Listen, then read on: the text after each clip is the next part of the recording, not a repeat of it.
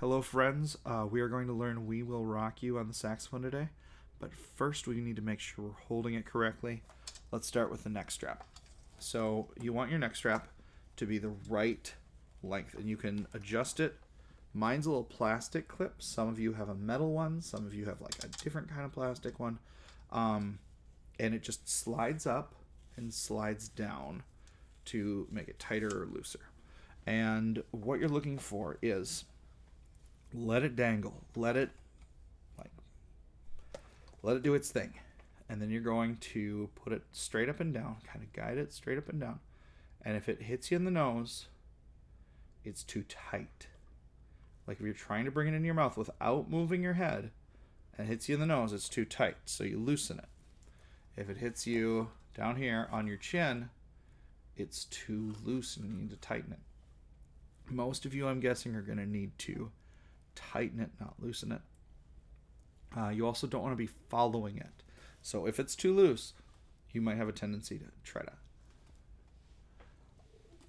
And then you'll end up just like way bent over, like a 100-year-old jazz man who's been playing his whole life and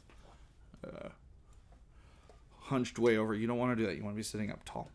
So using the neck strap, you bring it up. It should go right into your mouth. Now, hand placement. Thumb on the left hand. Left hand goes on top, right hand goes on bottom. Left thumb is going to go on this post. Mine is black, yours might be silver, gold. It might have a pearl on it. Whatever color it is, it's not pressing anything. It doesn't do anything, it's just there to rest your thumb on. Make sure you're not accidentally hitting this. We'll get there soon. But this is your octave key. It's going to make everything higher. You don't want to press that by accident. You also don't want to press these 3 teardrop-shaped keys. These are called palm keys. They're going to make you play notes you don't want to play. We probably won't get to those in elementary school. Now, on the right hand, we're not pressing any right-hand keys today, but that doesn't mean you shouldn't have your right thumb in the right spot. So the right thumb should go underneath this little hook here. It's called a thumb rest, even though it's really doing the resting on your thumb. Now, like I said, you make the neck strap do the work. I'm barely putting any weight on my thumb and finger here. You just let the neck strap do the work. Now, let's get into our actual notes. We've got 4 of them. They are C, which we learned in Shark Attack, you might remember. It's the highest note we know so far. We've got B, we've got A, and we've got G. C is here. That is your second finger. And make sure you're using your second finger, not your first finger. We'll need our first finger in a minute. So we're putting our second finger on. You can see my C key actually doesn't have a pearl right now. I need to get that fixed. The best way to find it is find that little bis key, that little tiny one that we don't play. And you're going to go down 1 from that. So that's C right there. C sounds like this.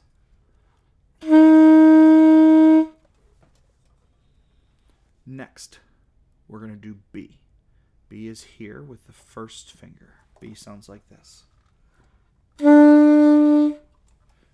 Now, that B is just above your bis key.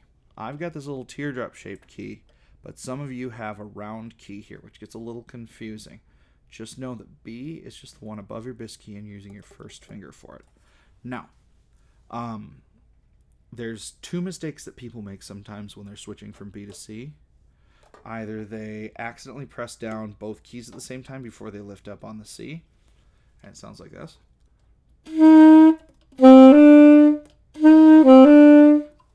Or they play and they lift up on the C before they press down on the B. It sounds like this.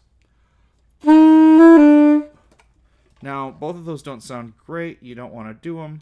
So think of your fingers as like legs that are walking. Just walk them back and forth. You might have to practice a few times switching between B and C like this.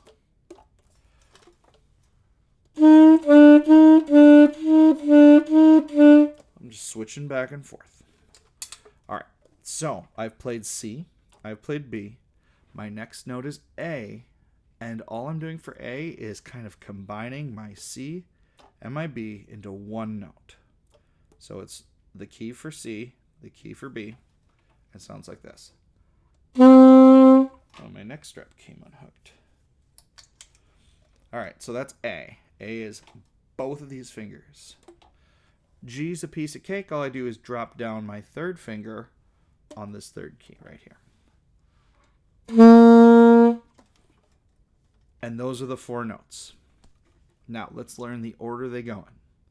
To start out, we're going to do 4 quarter notes, going right down those notes. C, B, A, G.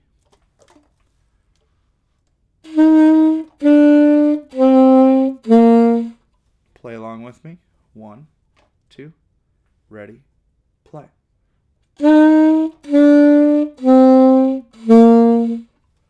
Good. Now remember, you can stop and rewind anytime if you need to go back and try again. So we got C, B, A, G.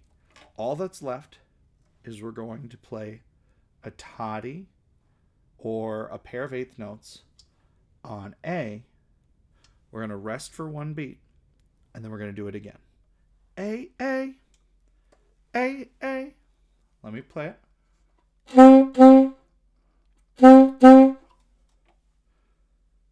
Let's try it together. 1, 2, ready, go.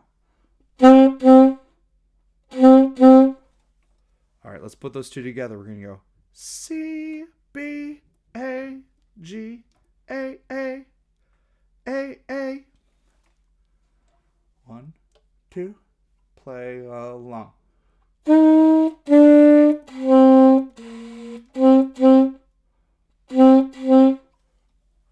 All right, let's do it one more time.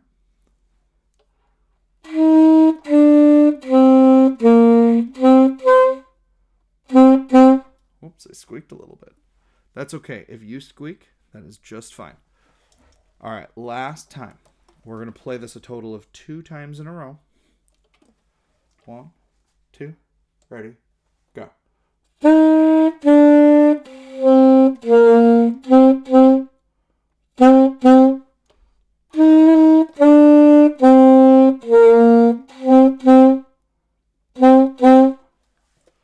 Fantastic work.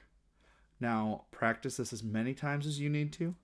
Get that song in your head. Get that song, we call it, under our fingers. Have a great time practicing, and we'll see you back when we're in person.